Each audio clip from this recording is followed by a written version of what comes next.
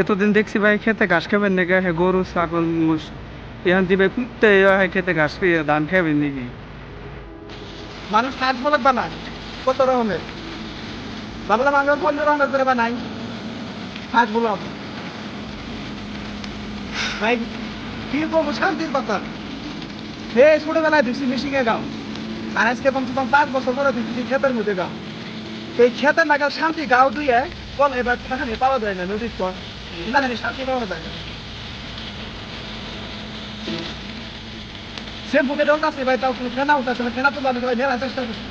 কিন্তু ভাই ফেনা উঠতেছে না अच्छा ठीक है যেতে ডলি ভাই কালা মানুষ কোনোদিন সাদা হয় না